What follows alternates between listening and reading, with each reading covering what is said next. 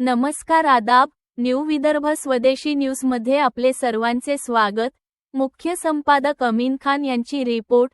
नांदुरा नगरपालिकेच्या सभागृहात दिवंगत उपमुख्यमंत्री अजितदादा पवार यांना भावपूर्ण श्रद्धांजली। नगराध्यक्ष पती सुधीरभाऊ मुरेकर यांची सडेतोड व भावनिक प्रतिक्रिया। नांदुरा नगरपालिकेच्या सभागृहात दिवंगत उपमुख्यमंत्री अजितदादा पवार यांना भावपूर्ण श्रद्धांजली अर्पण करण्यात आली।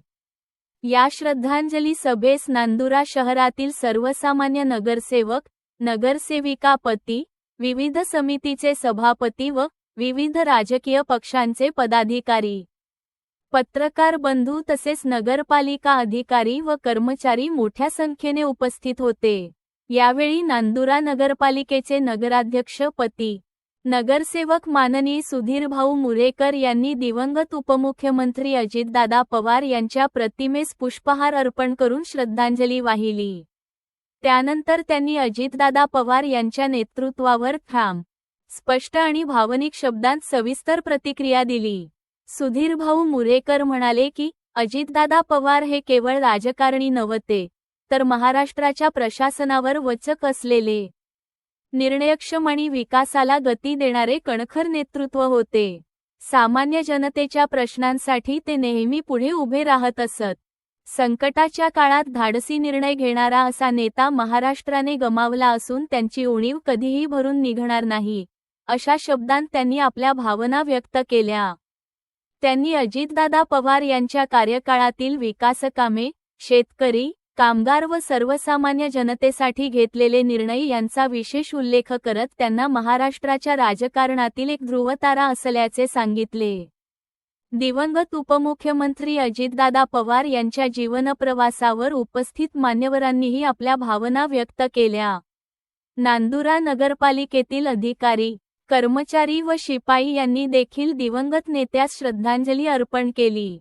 या कार्यक्रमास नगर उपाध्यक्ष पती प्रमोद भाऊ खूण, सर्वसामान्य नगरसेवक व नगरसेविका, पती, राष्ट्रवादी काँग्रेस पार्टी, अजितदादा गटचे पदाधिकारी व कार्यकर्ते व भारतीय जनता पार्टीचे पदाधिकारी व कार्यकर्ते तसेच पत्रकार बंधू मोठ्या संख्येने उपस्थित होते।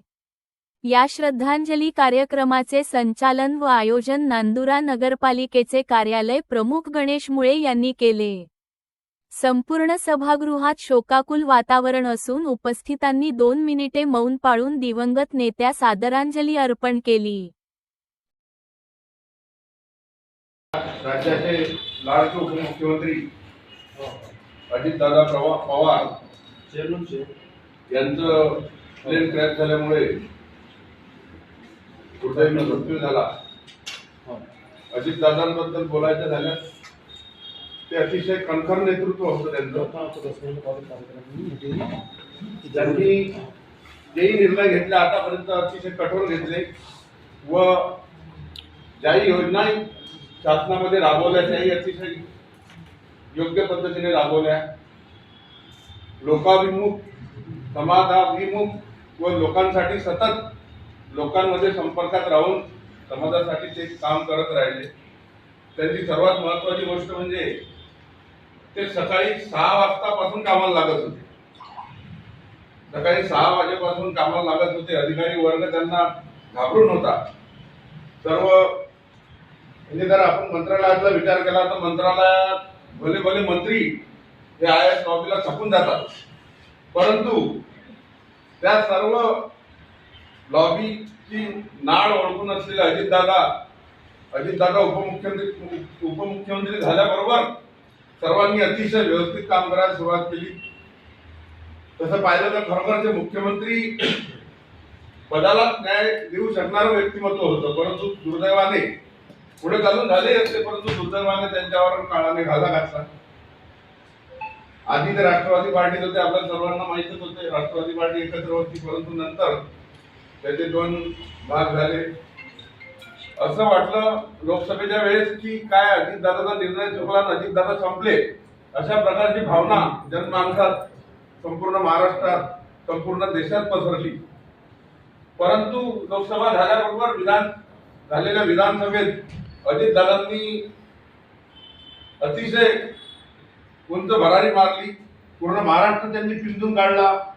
प्रत्येक विधानसभा मतदारसंघात त्यांच्याकडे आलेल्या ते फिरले, प्रचार केला व अतिशय समर्थपणे स्वतःच्या पक्षाला सांभाळून ते परत उपमुख्यमंत्री झाले व परत स्वतःचा एक पक्ष, स्वतःचं एक अस्तित्व त्यांनी या पूर्ण महाराष्ट्राला व देशातील जनतेला दाखवून दिले. ते सर्वात महत्वाचं म्हणजे ते ओळखले जातात ते शिस्तबद्ध त्यांचा स्वभाव होता. अतिशय कणखरतेने कोणतेही पाऊल ते उचलत होते व कोणतेही निर्णय हे कोणालाही न घाबरता न डगमगता अतिशय प्रखरतेने लोकाभिमुख, समाजाभिमुख, ज्यामध्ये लोकांचं हित आहे अशाच प्रकारचे निर्णय त्यांनी आजपर्यंत राबवले. खरोखरच त्यांच्या जाण्यामुळे या आपल्या महाराष्ट्र शासनाची नव्हे तर संपूर्ण महाराष्ट्राचं, संपूर्ण जनतेचं नुकसान झालेलं आहे. कधीही भरून न निघणारी पोकळी निर्माण झालेली आहे. राष्ट्रवादी पक्षाची तर अशी परिस्थिती निर्माण झालेली आहे की तशा प्रकारचा नेता कदाचित पुढे होईल अशी कोणालाही खात्री देता येणार नाही. तर असं दुर्दैवी प्रसंग आज आपल्या सर्वांवर आला. मी त्यांना श्रद्धांजली अर्पित करतो. माझी श्रद्धांजली फक्त